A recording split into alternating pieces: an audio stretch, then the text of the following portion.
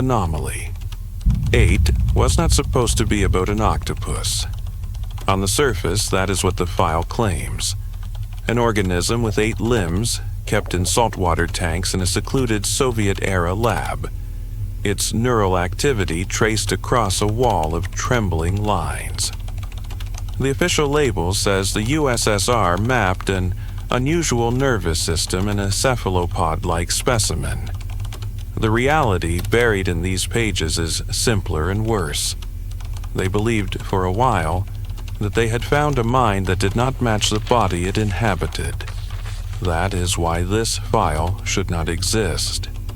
It doesn't read like a marine biology project. It reads like a slow argument with something that never answered directly. The folder is thick, but not in the way other Cold War monstrosities usually are. There are no glossy photos of admirals and generals, no self-congratulatory memos stamped with slogans. Just gray paper, blurred diagrams, and handwriting that grows more careful the stranger the observations become. On the front, in block letters, someone has typed Anomaly 8, Cognitive Mapping Experiment, Zone L4. In pencil, above that, someone later added, Mind-body correspondence unresolved. The place where all of this happened was a converted naval building on a quiet stretch of northern coastline. It used to be a small acoustic research facility attached to the fleet, listening for foreign submarines in the dark, cataloging the ocean's background noise. When funding shifted, the building was reassigned, the fences moved a little further inland, and the same concrete rooms were filled with tanks instead of sonar consoles. What they kept was isolation. From the road, Zone L4 was just another low, anonymous structure behind wire and warning signs. I picture it in winter, because that is how the early pages describe it. Snow drifted against the outer walls, the sea beyond the rocks a flat sheet of metal in the dim light. Inside, the air heavy with salt and disinfectant. The faint constant murmur of pumps and filters.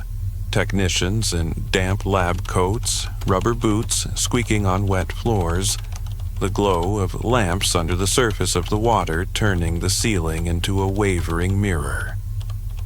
The creature that would become Anomaly 8 did not arrive in a crate marked Secret. It came in with a batch of specimens from a trawler that had been told to bring back anything unusual, along with the usual catch. The crew had not liked it. That much you can tell from the way they describe handling it in the short statement attached to the file. They call it the ugly one, the extra one, the one that looked back. It lived in a bucket for 3 hours on the deck while they worked, its skin cycling through dull colors that did not match its surroundings. It did not struggle as much as the others when lifted in a net. One sailor claimed its limbs tried to grip not the sides of the bucket, but the pattern of rust on the metal, following lines invisible to anyone else. When they hauled their collection into port, the lab took everything and sorted it later, as they always did. That was standard. No one on the boat knew that one animal would be pulled aside and never returned to the sea. According to the intake notes, it was approximately comparable to a mid-size octopus. 8 arms, soft body, impressive adaptive camouflage. Nothing about its physical structure made it special. It had no extra eyes, no obvious deformities. If you skimmed rapidly through the first page, you could mistake it for an ordinary specimen tagged for behavioral experiments. The first hint that something else was happening doesn't come from the body descriptions at all. It comes from the way the technicians talk about the tank. They set up a standard environment, filtered seawater, a few rocks, some simple enrichment objects. The animal explored, tested the walls, found the corners. This was expected. Then, one of the night shift workers began logging that the creature would routinely extend its arms to places that did not exist. At first, the language is cautious. Subject repeatedly reaches towards region of tank, where no physical feature is present. After a few days, it grows more blunt.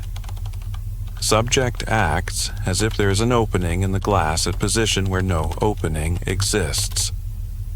They added marks on the outside surface to track these movements. The animal's arms would slide up to those points, pause, curl slightly, and then withdraw. The marks showed no damage, no cracks. The glass, the steel frame, the seals, everything held. Yet the animal behaved consistently, as if its immediate world had another door. This could have been dismissed as an odd quirk of behavior, if not for what the neural readings showed.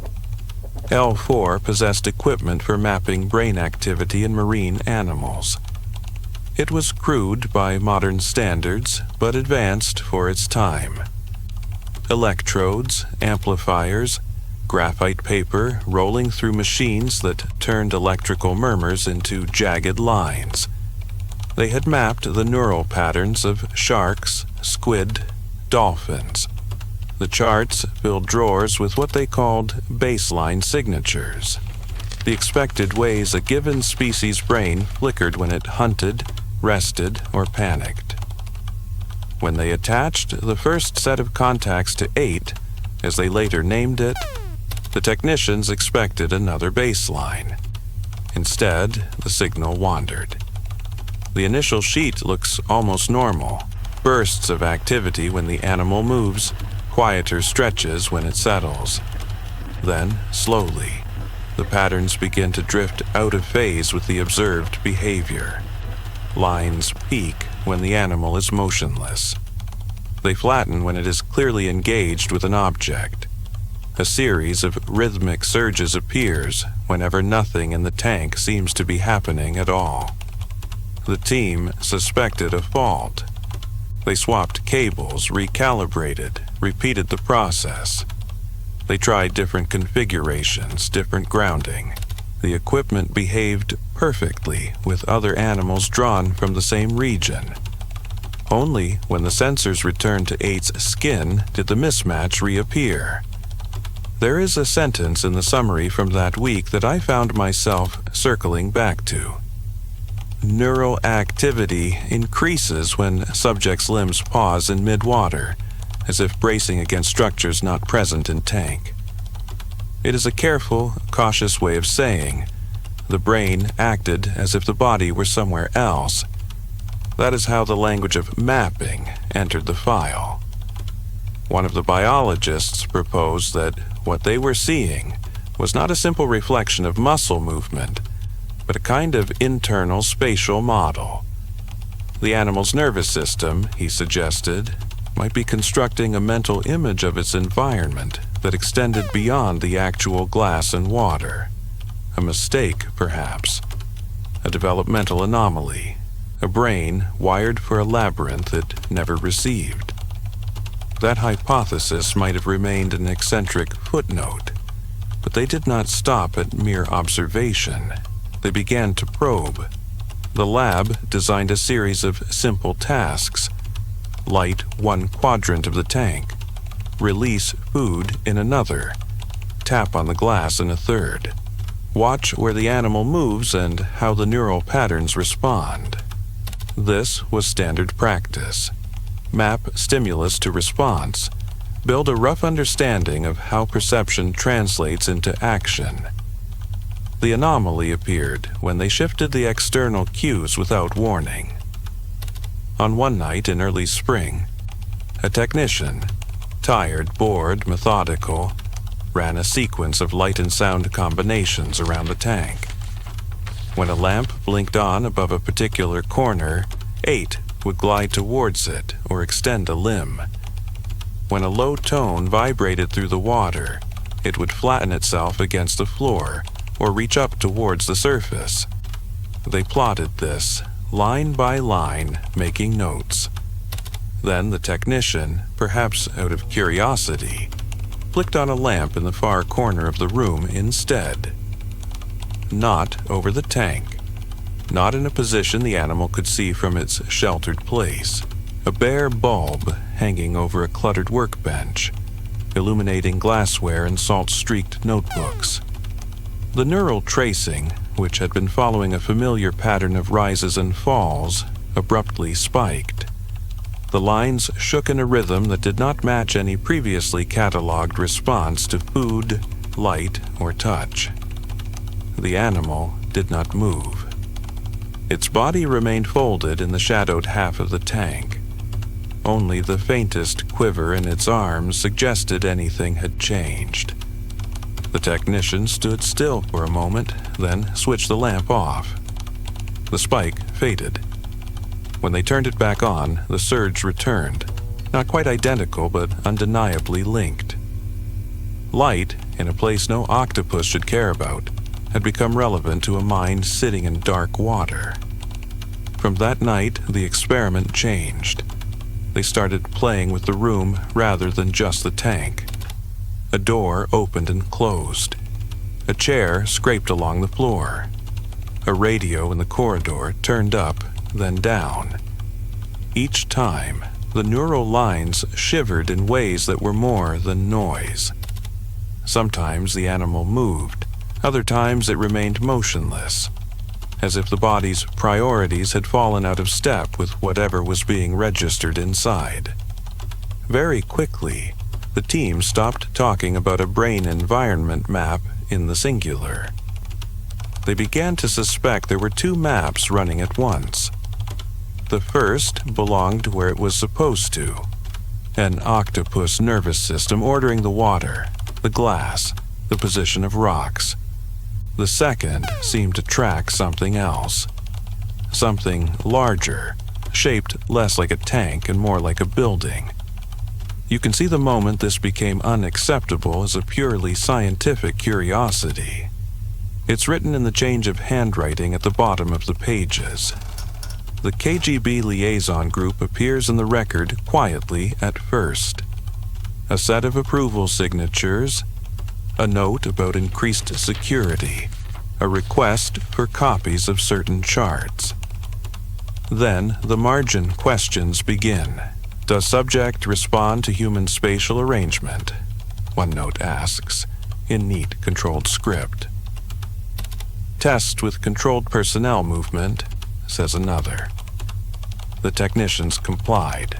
They had to.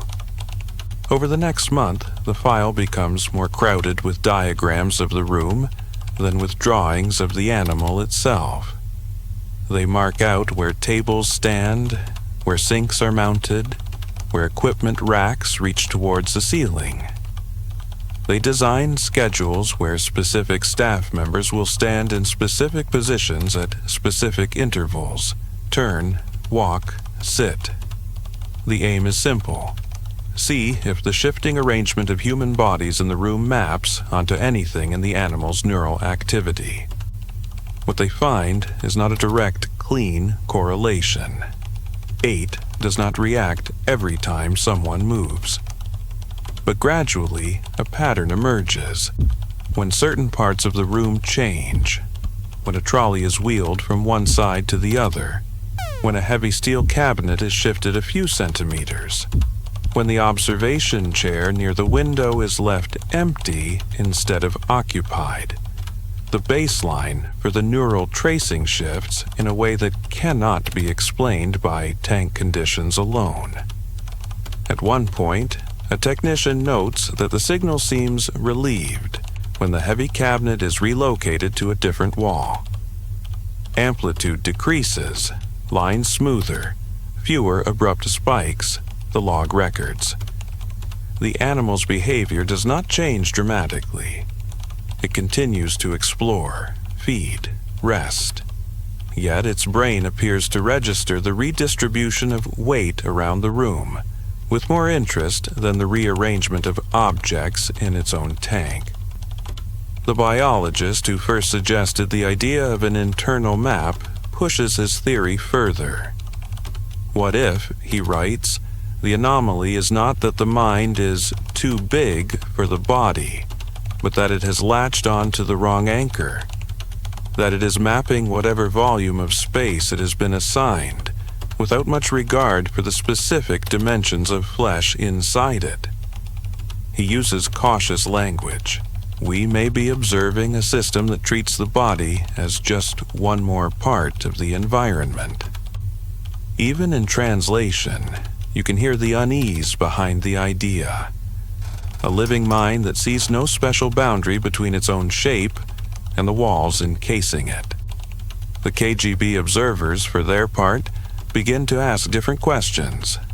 One note in the margin beside that hypothesis reads, potential model for externalized cognition, application for remote coordination.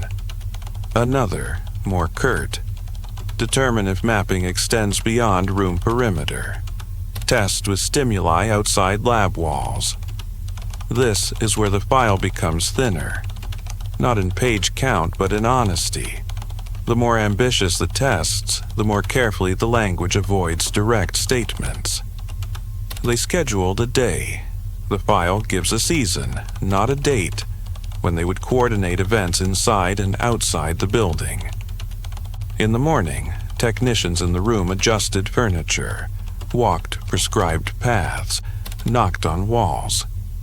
In the afternoon, a separate team outside near the shoreline fired flares, sounded horns, and moved along the perimeter fence. 8 remained in its tank throughout, connected to the recording apparatus. The internal report summarizes the outcome with frustrating brevity. Subjects' neural patterns exhibit periods of heightened alignment with external stimuli, not directly accessible to sensory organs. Observed correlation strongest with structural vibrations transmitted through foundation. That is the safe version. The personal notes tucked between pages, never meant for official eyes, are less reserved. One technician scribbles, when flare went off behind building, graph jumped before glass rattled. Sequence reversed. Another, felt as if room flinched a moment before sound reached us. They had gone looking for clear cause and effect, something that could be plotted in neat pairs. Event inside, response inside, event outside, delayed echo, or none. What they got instead was a wandering lead, a mind that seemed to anticipate structural changes, as if its anchor point were smeared across more than one layer of concrete. You would expect someone to call it precognition at this point. No one does. The word does not appear once in the file. What appears instead, over and over, is mismatch. Mismatch between observed behavior and neural activity. Mismatch between tank environment and apparent spatial model. Mismatch between what the body could plausibly sense and what the mind behaved as if it had already registered. That is when the codename 8 stopped being a simple reference to the number of limbs. The staff began using it as shorthand for the idea itself, an 8th point on a compass defined by a map that did not agree with what the walls said reality should be. The culmination of all this careful prodding is a single day the file refers to as the alignment incident. The lab had been running continuous monitoring for several weeks by then, extending the sessions, pushing the equipment. Sleep deprivation, minor illnesses, boredom, all of it seeped into the human side of the data. The logs show more coffee stains, more crossings out. One could argue that everyone involved was ripe for suggestion.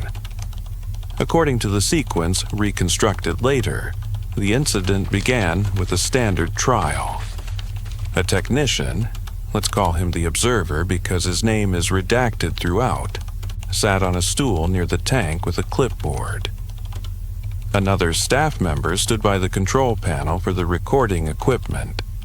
The KGB liaison on duty watched from behind a glass partition, noting the time and the arrangement of personnel. The plan was simple. They would gradually darken the room while shifting a single light source in a predictable pattern. Above the tank, above the door, near the window, then under the control panel. The goal was to see whether 8's neural activity clustered more around changes affecting its body directly or those affecting the room's larger geometry. They never completed the sequence. When they dimmed the overheads and left only the lamp above the tank, the animal behaved as expected. It brightened its skin, extended its limbs, oriented towards the light. The tracing showed moderate activation. When they switched off that lamp and turned on the one over the door, something else happened.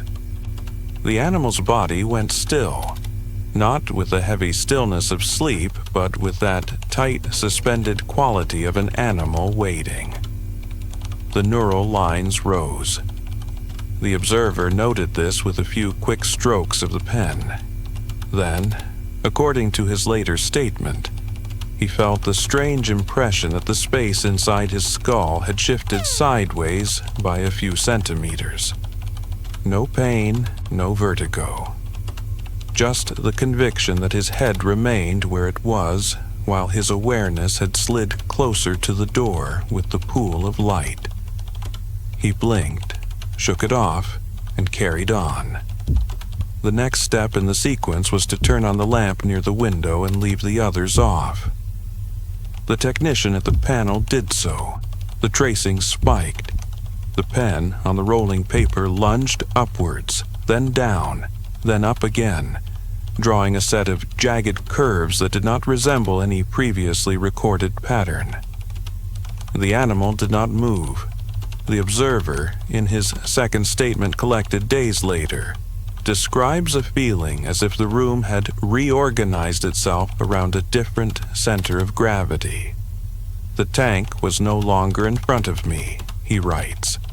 The important point was by the window, even though my eyes and body insisted that I was still facing the glass. For a moment, I could not tell which way my arms would move if I reached out. Across the glass partition, the liaison felt something different. A flattening of space. He describes it in chilly, bureaucratic terms, momentary loss of depth perception. But his handwriting betrays the effect. The letters on that line lean slightly, as if he wrote them while steadying himself on the edge of the desk. The monitoring boards lining the wall behind the control panel, which until then had displayed separate traces for different parts of the animal's nervous system, began to show synchronized surges. Lines that were supposed to represent distinct regions rose and fell together, not in perfect unison, but close enough to suggest that whatever was happening inside 8, it was no longer strictly compartmentalized. Then, briefly, the anomaly spread. The equipment that tracked environmental vibrations, installed originally to compensate for outside noise, recorded a pattern that mirrored the neural spikes almost perfectly. For a fraction of a minute, the building's own subtle movements and the animal's brain rhythm fell into alignment. This is the strange shift across the monitoring lines the official description mentions and refuses to explain. The graphs from that day, preserved on fragile paper, show a moment when the distinction between signal from the tank and signal from the walls becomes ambiguous. All the pens draw almost the same shape. No one lost consciousness. No one screamed. Glass did not shatter. The alignment was subtle and, in ordinary terms, harmless, but it left a residue no one could quite shake. Afterwards, people struggled to describe it without sounding foolish. One technician said it felt as if the room had briefly remembered being a different room. Another compared it to the sensation of walking into a space where furniture has been rearranged in the dark. Nothing obviously dangerous, but every step slightly wrong until the mental map catches up with the new layout. In his private notes, the observer writes, "For several days, I had the impression that when I reached for objects, my hand moved along a path that was one step removed from the physical reach, as if my intent and my arm were living in slightly different versions of the same corridor. The animal itself did not exhibit any dramatic change in behavior. It continued to feed, hide, explore. Its arms traced invisible paths in the water, occasionally resting against places where old markings on the glass had long since faded. If there was any lasting effect in its body, the file does not record it. The lab administration did not treat the alignment incident as an accident. They treated it as an opportunity. The next sections of the file, heavily edited, hint at proposed follow-up experiments that were never fully carried out. Investigate possibility of inducing selective alignment with man-made structures, one plan suggests. Test influence of subjects' mapping activity on human spatial perception under controlled conditions, says another. The KGB observers, always interested in the operational angle, began to whisper about the potential to model command centers as bodies for minds that could perceive them as a whole. The idea was naive but persistent. If a cephalopod brain could map not just its own limbs but the room, could a human brain, trained or altered, map a facility, a ship, a base in the same way? Could awareness be distributed, taught to treat walls and corridors as extensions of self?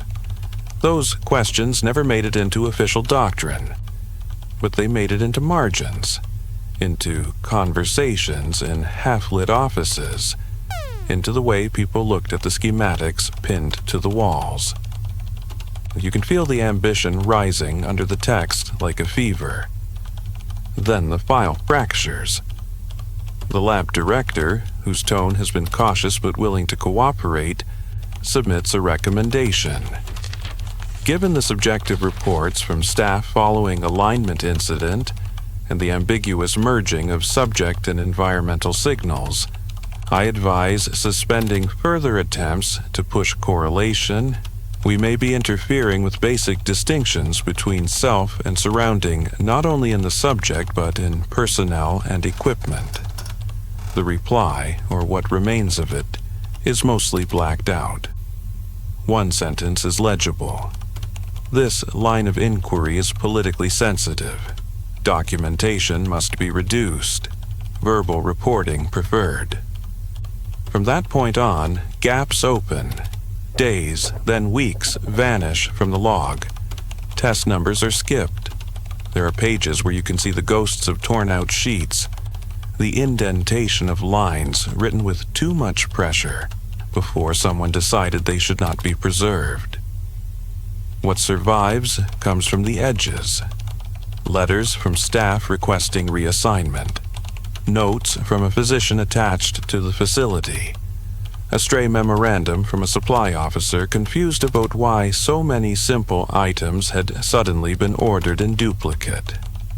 The physician's report is the most telling. He does not mention Anomaly 8 by name. He writes instead about a cluster of complaints from laboratory workers related to spatial orientation, sense of position, and limb awareness. Dizziness, but not the spinning kind. A feeling of being one step to the left of my own body when walking down certain corridors.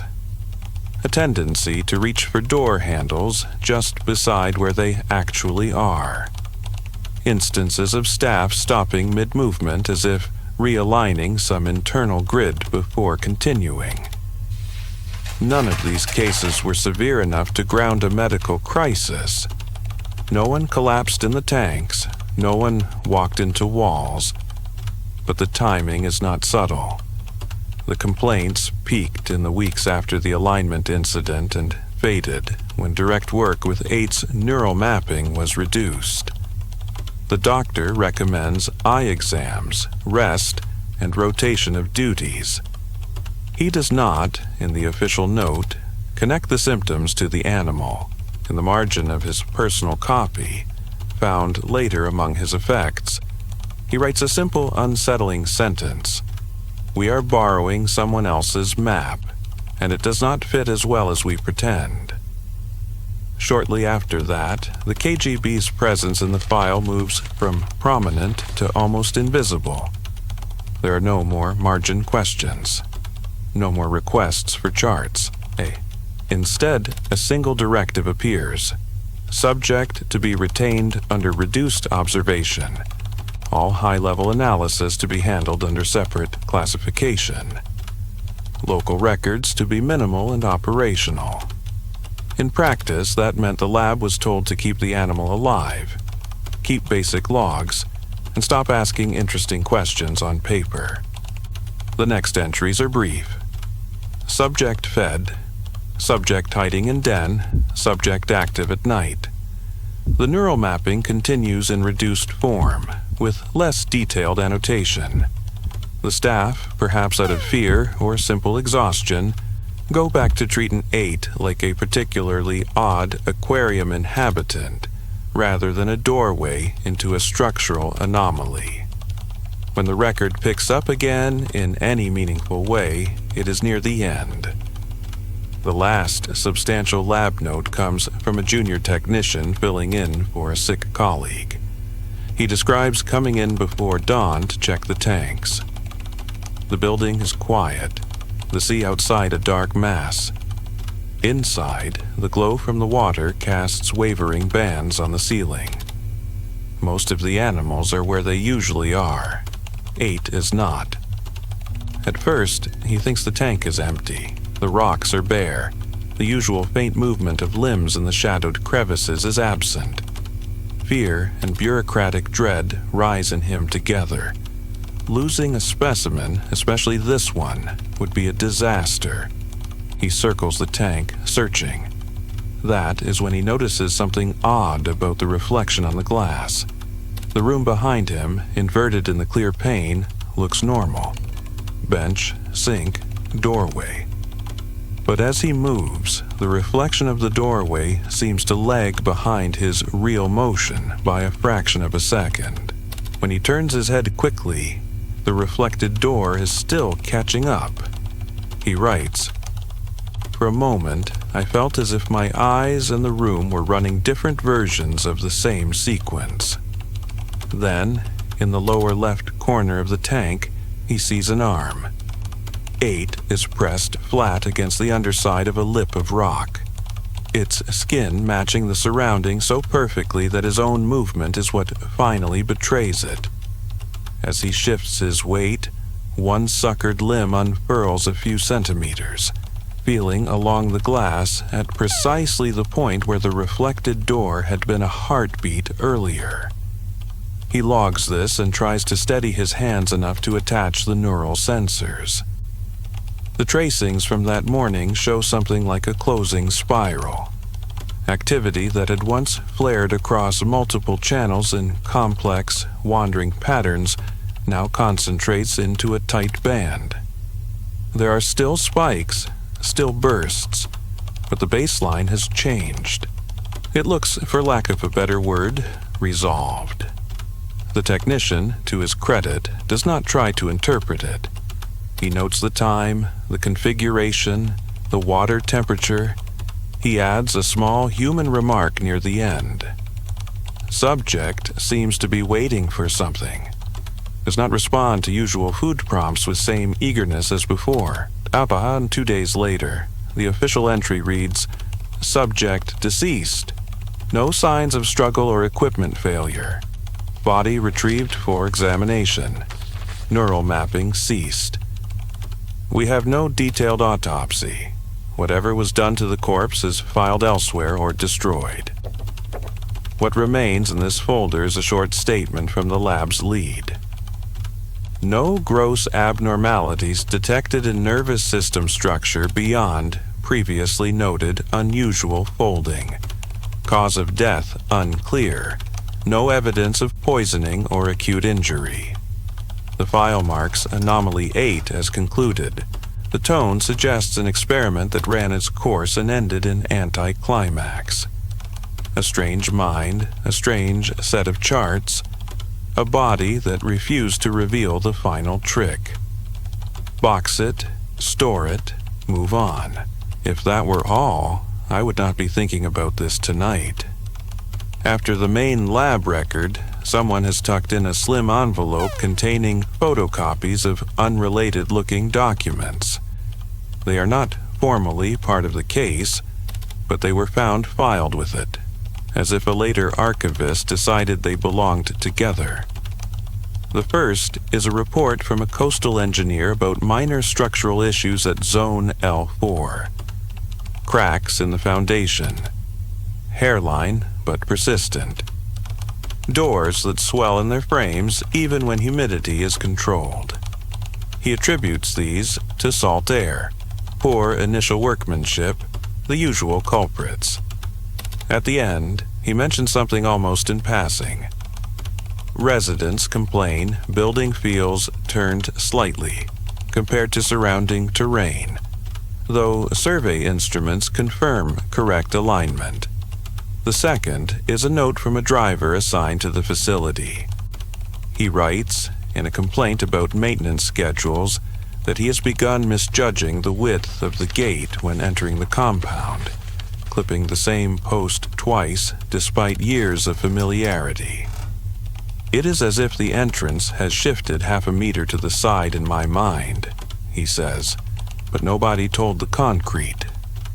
The third is the draft of a letter never sent, written by the physician you have already met in earlier pages.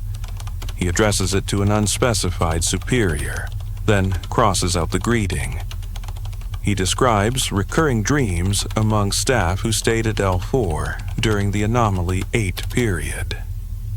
They all involve corridors that do not belong to that facility, yet are navigated with the same muscle memory. Doors that open into the sea, staircases that climb into tanks, hands reaching for railings that are not there, yet never quite failing to find support. He stops partway through the description and writes in the margin, "If this reaches the wrong desk, someone will turn it into a weapon instead of a warning." The letter was never mailed. The last page in the envelope is not signed, not dated. It is typed. The ink just faded enough to suggest it was done on a different machine from the rest. It consists of 2 short paragraphs. In reviewing correlated files from coastal facilities, note recurring references to feeling out of place in one's own body among staff exposed to prolonged cognitive mapping experiments. Symptoms tend to manifest as minor errors in spatial judgment, not as full vertigo. Functional capacity remains high. Individuals adapt by trusting visual feedback over internal sense of position. Hypothesis: repeated exposure to non-matching mind-body maps, subject mapping laboratory while inhabiting small body, may encourage observers' own mapping systems to relax distinction between self and environment. This could be adaptive in some contexts, but may also erode basic boundaries. Further research not advised without clear ethical framework, which is unlikely to be provided under current conditions. Below that, in a different hand, someone has added, filed under Anomaly 8 for future review, if ever there is a future sane enough to look at this again. I am not sure we have reached that future. Sitting with this folder, in a building far from NEC, I am struck by how ordinary the world looks around me. The table, the chair, the wall with its fire exit plan. My own hands doing what hands have always done, turning pages, tapping the edge of a pen, rubbing at the bridge of my nose when the text blurs. Nothing trembles. Nothing jumps out of alignment. And yet, once you have entertained the idea that a mind can map a space that does not match its body, you start to notice small, persistent irritations in how you move through your own rooms. That moment when you reach for a light switch and your fingers land a little to the side before correcting. The way you occasionally misjudge the distance to a familiar door frame by a fraction and feel a soft brush against your shoulder. Most people write this off as tiredness, distraction, aging. They are probably right. But now and then, when I misstep in a corridor I know perfectly well, I remember the technician describing the feeling of being one step to the left of himself, and I wonder whose map I am obeying. Anomaly 8, if we take the file at face value, was an octopus whose nervous system behaved as if the body were not the only anchor available. Given a tank, it mapped the tank. Given a room, it extended its awareness to the room. Given the subtle shifting of a building on a rocky shore, it may have tried to incorporate that too. When the patterns aligned for a moment, when animal, water, glass, concrete, and air all fell into the same rhythm, the instruments could no longer separate them cleanly. The mind did not match the body, it matched the structure. We like to think of our own awareness as something sealed behind bone, peering out through eyes, issuing commands down a hierarchy of nerves. The file on 8 suggests a different, less reassuring possibility, that minds are lazy cartographers, willing to include anything in their sense of self that remains stable long enough. You stand at a window, and after years, you begin navigating around the whole view as if it were part of your inner space. You work in a narrow office, and eventually your shoulders brush the same points so often your nervous system memorizes them. You live for decades in a city whose streets you no longer need to consciously recall. Your feet travel them on their own. Most of the time, this correspondence between inner map and outer reality stays precise enough that we use it without thinking. What happens, though, when that correspondence is trained against a deliberately mismatched body and environment? When you force a mind to treat body as negotiable and walls as intimate. That is what they did to an animal in a tank on a northern coast, under the watch of an empire that believed everything could be adjusted by will and fear. They found something that did not react the way it was supposed to, and instead of leaving it alone, they pressed until the discrepancy pushed back. The last handwritten note in the brown code file asked whether we had studied the subject or it had studied us. The final marginal comment in the 8 folder is less philosophical, but lingers just as stubbornly. It sits in the bottom corner of the page with the typed warning about further research. In English translation it reads, question: if mind can map wrong body and keep functioning, how many of us are already doing this without knowing? And what happens when the structure we secretly rely on is removed? No one answered that question in the archive. They boxed the folder, gave it a dry reference number, and left it for someone else to open in another decade, in another building, in a different set of rooms mapped by different eyes. I close it now, let the cardboard covers meet with a soft thud, and for a second I could swear the table beneath my hands is fractionally further away than it was when I started speaking. Not enough to make me lose balance.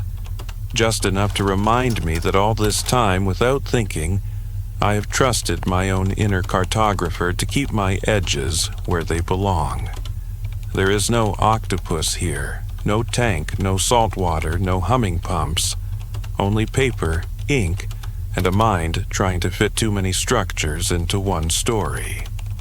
It feels, in this quiet, as if something somewhere is still waiting for a room to match the map it carries.